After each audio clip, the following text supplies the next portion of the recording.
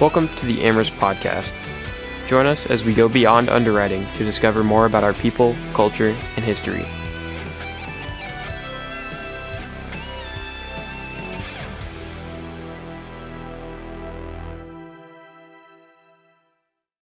Welcome back to the AmRisc Podcast. This is episode 7, the first part of our integrity pillar in the RELII series, and we're sitting here today with Eric Powell. Hi, Eric. How are you? Hi, how are you? I'm also sitting here with Connor Fleury and Michael Waters. Hey, guys. How's it going? Hey.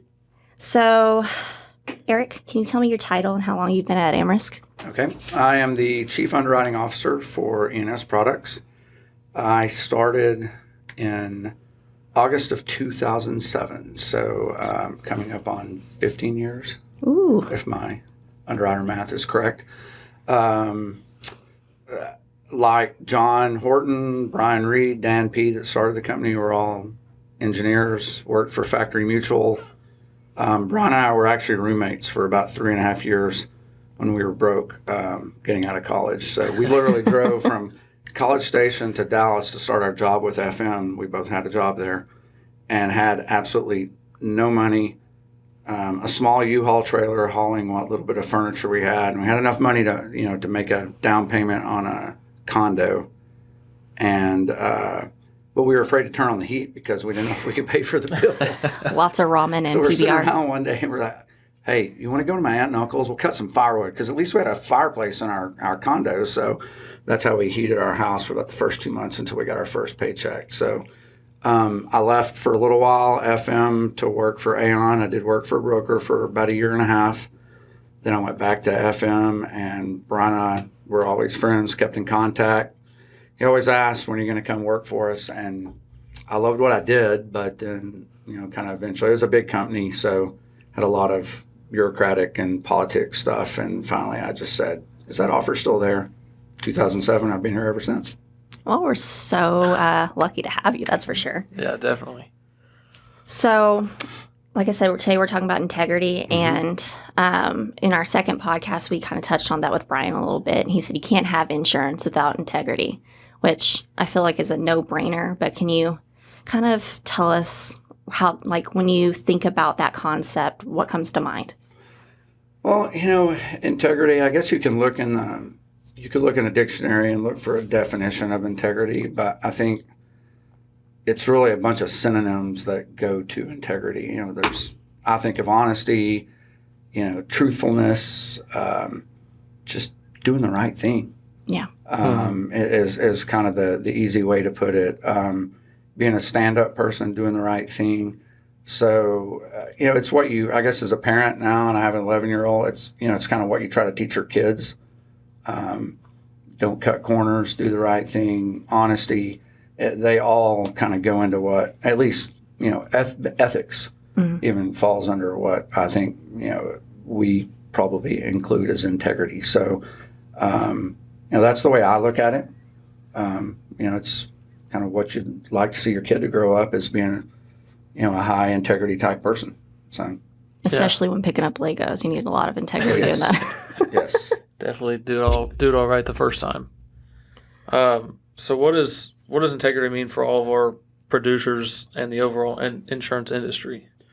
Well, I think for our producers, if they walk away, whether we write the piece of business or not with them, and they feel good about what just happened over the last, last 2 or 3 weeks that an underwriter was working on a deal, even if they don't write it, they feel good about, hey, that AmRisc underwriter really did me right. We tried. This one, didn't happen. Or the alternative, we wrote a great piece of business. I was treated fairly. They were transparent, did the right thing, and they feel good about it, and they want to come back and work with AmRisc again, then that's what we want to have happen. Probably from the industry in general, what do your parents do for a living? They both work in real estate appraisals. Okay. So they may know a little bit about what we do, but have you ever really tried to explain to them what AmRisc does? Do they understand it? Not not as much as I do, but Yeah. obviously that's why Well, I I'm mean, here. for But- 30 years almost now, my parents, they still don't know what I do, but a lot of people hear the word insurance, or and they kind of have that picture of the salesman. salesman, the kind of the sleazy insurance agent, or But none of our agents. the back lot, used car salesman, the tax collector. If you're a Bible person, Matthew, the tax collector. You're kind of put in that light sometimes. So it's the more we can do to change that, and we have a stand-up company, and people want to do business with us, the better off it is. I've always had an expression. I forgot who it was, told this to me years ago. Insurance is something you hate to have to pay for, but you hate even more when you have to use it. Oh, yeah. But you don't feel so bad if you know that probably who you worked with to get the deal done and write the insurance. If they had a high degree of integrity and you feel like that you were treated fairly and they did the right thing for you, then you feel better about it at that point. So that, to get away from probably that kind of old saying. So, yeah. Well, I know being transparent and having good due process and managing the market is a huge part of what our production team does. And do you feel us being that transparent and forthcoming with our producers allows them to return that and be forthcoming with us when it comes to accounts? I would like to think so. And the more it's a little bit of learning from each other as we go, especially when it's a new insurance broker that maybe hasn't worked with us very much. But it trust goes both ways. So trust and transparency. Again, we can't give away our underwriting secrets, but we can tell them, hey, this is what it means. What this piece of information that we have, or we got it from an inspection, or you had it on the SOV. Well, this is what it means to us, and we can't tell them exactly how the nuts and bolts work. But hey, it's a positive thing or it's a negative thing, and being able to tell that and kind of coach them through what that is. Well, hey, I'm glad I know. I'm glad, a lot of times you may get the feedback. I'm glad I learned this now because if I hadn't told you this, then we maybe would have bound it, inspected it, and then I'm sitting there looking at NOC, at the beginning of a policy term. So Yeah, for lack of communication. For lack of communication and kind of not being, upfront and transparent with each other. So it's a good thing, and it goes both ways. And I think any broker that we work with, hopefully they walk away from dealing with any of our AmRisc underwriters top down that, they were treated fairly, and they know the next time they come back, hey, I'm going to get an honest deal, and they're going to treat me fair again. So, yeah, for sure. So, Eric, I know right now we're kind of in busy season while we're recording this episode. Whenever it gets released, we're really not in busy season anymore. But in peak busy season, around later part of April, May and June, how do you lead other underwriters to maintain the highest standards and keep their integrity? It definitely, it's harder. You're pressured for, writing premium. Right now, there's the pressure of shedding PML. You get pressure from a broker on, can you just do a favor for me on this one? Can you help me out a little bit? We're changing underwriting guidelines all the time. So there's pressure coming from everywhere, and it's very easy to probably cut some corners. I need to get this stuff done. I need to get it out the door. Sometimes complacency, not unintentional complacency, I guess. That I got to get this cranked out. I got to get it done. So it starts from the top down, whether it's Brian down to the executive team, to senior management, to make sure that the lines of communication, is there, and our CUO group, the doors are always open. I tell people that is come in and talk to us. If you have a question or a problem, come and talk with us. So was it 4 or 5 years ago, I think in a survey, I was labeled as unapproachable, but my door is always open. I'm horrible. Maybe it's because I'm just horrible with names and faces. So like Christian, I call him Doug all the time for whatever reason. But, so I'm horrible with names and faces, but that doesn't mean that I don't like to talk. So I get told at home all the time, we just wanted a yes or no answer. You didn't have to explain it to us. So, but we want to make sure from the top down that everyone knows we want to support everyone and answer any questions that people have. So I think more than anything, that's what we want to try to make sure that we give people the support they need. Because this, March, April, May, June, it's tough every year. Oh, yeah. My wife knows I don't plan on going anywhere or doing anything.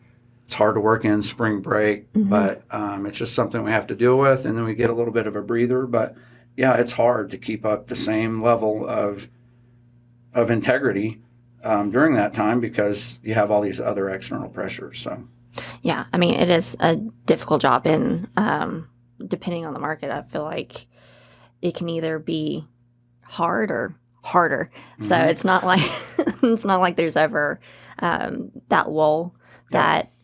I remember when I first started, and that was only 4 years ago. When we were slow, it was like you were stretching accounts out to make your 8 hours a day. And now it's like, if I'm working a 10-hour day, I did good. I didn't work 12 hours, and I got to bed at a decent time. So I definitely understand the necessity of maintaining that integrity. And I have to say from personal experience, you guys do a great job in creating that support system that allows us to say no when it's just something we're not interested in, or if it is a good account and it maybe doesn't fit 1 or 2 check marks from like our guidelines, like you guys work with us. And I'm really appreciative of that.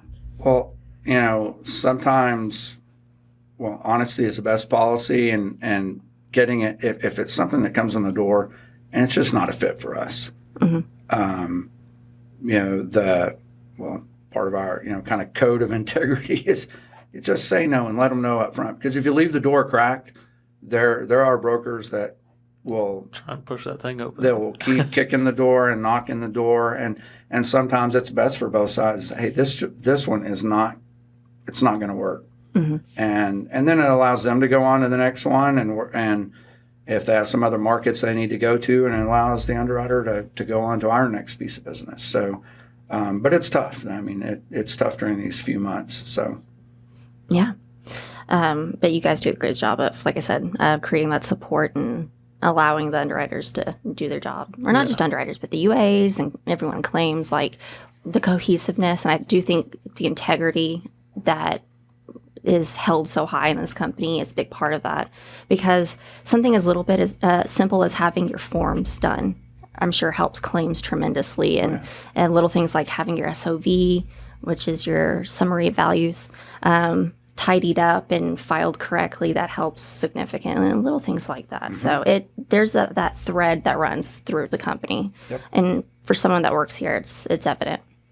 Yeah, definitely. And I remember that survey you were talking about. For the record, I put approachable. Okay. Same. Very.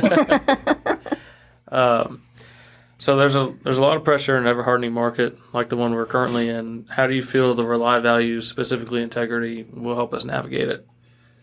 Well, I think it's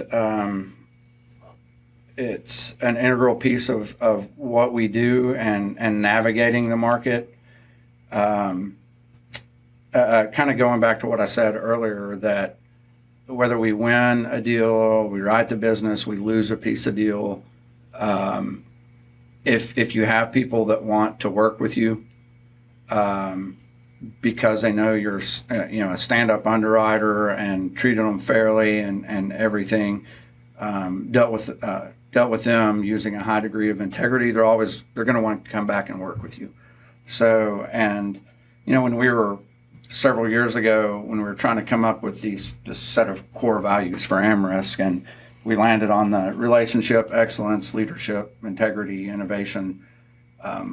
We were all broken out into little work groups. Mm-hmm. So then we came back together and kind of went down everyone's list that they came up with. And I think every group, integrity was the first or second kind of point that came up on their list. So that right there shows you how important it is. And I think navigate the market, especially in a hard market, but it's the same in a soft market too. We should be, your level of integrity shouldn't change. Yeah, definitely. Depending on the insurance market cycle. And one thing that kind of backs up that statement for us, if you were to compare kind of the market swings, the peaks and valleys and the ups and downs of our book of business to some of our competitors, our peaks and valleys are a little bit flatter. I mean, because we try to get ahead of things. For instance, I think it was RMS 11, so that was a huge model change, and just everyone, you had $500 million of PML, it immediately went, got cut in half because of a catastrophe model change. It had nothing to do with a loss or a hurricane or anything else. Yeah. But we got out in front of it, and we wanted to do the right thing. And, as opposed to hitting everyone with a 50% rate increase, it was, well, let's get out ahead of it now, and we'll try to step this in a little bit this year and a little bit next year so they don't get slammed all at once. And that's why our ups and downs are a little bit better. And, there's very little long-term loyalty in the E&S market, but we have some accounts that we've written for 15 plus years. Oh, wow. Oh, yeah. And in the E&S marketplace, there's not a lot of people that can probably say that, but we've got a few of those that we've been on for years and years and years. So I think that goes towards how you navigate the market. You do the right things, you'll end up with some accounts and some trusted partners, whether it's the broker or the insurer, the retail agent, that realize, hey, it's best to, hey, you may save a couple of pennies over here, but in the long term, it's still a better deal because you're dealing with a better organization if you just keep it where it's at. Yeah. Yeah. Definitely. Well, I feel like you couldn't have said it any better. So I'm going to end it on a high note and say thank you so much for taking time out of your day and sitting here with us and talking about integrity.